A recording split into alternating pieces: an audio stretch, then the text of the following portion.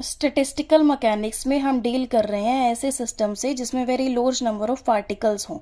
अब इन्हीं पार्टिकल्स को हमने नंबर ऑफ पार्टिकल्स को रिप्रेजेंट किया है कैपिटल एन से।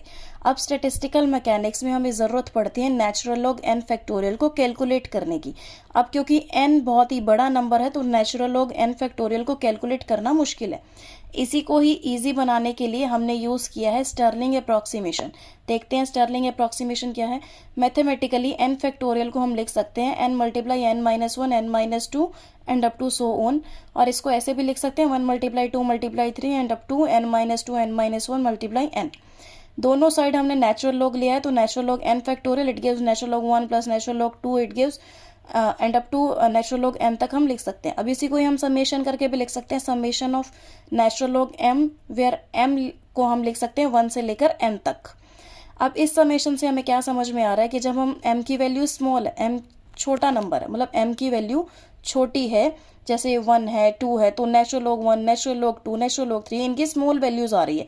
लेकिन अगर मान लो यही m की वैल्यू हमने बहुत बड़ी ले ली है, as m attains large value, तो ऐसे में जो नेचुरल लॉग m इंक्रीज हो रहा है ना वो बहुत ही स्मॉल इंक्रीज हो रहा है। जैसे ही m ने लार्ज वैल्यू अटेन कर ली है तो नेचुरल लॉग m की वैल्यू जो इंक्रीज हो रही है उस टाइम पे वो बहुत ही स्मॉल इंक्रीज हो रही है।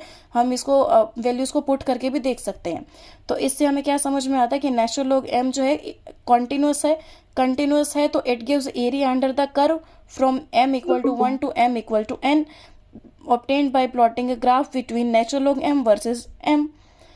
तो इसी को ही हम कैसे कैलकुलेट कर सकते हैं, इंटीग्रेशन करके नेचुरल लॉग x dx का between the limits x equal to 1 से लेके x इक्वल टू n तक।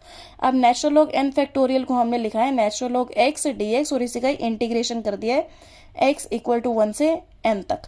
अब इंटीग्रेशन बाय पार्ट्स का फॉर्मूला लगा के और यहाँ 1 से n तक की लिमिट लगा के हम ये स्टर्लिंग अप्रॉक्सीमेशन का फॉर्मूला डिराइव कर सकते हैं। That is natural log n factorial, it is equal to n natural log n minus capital N।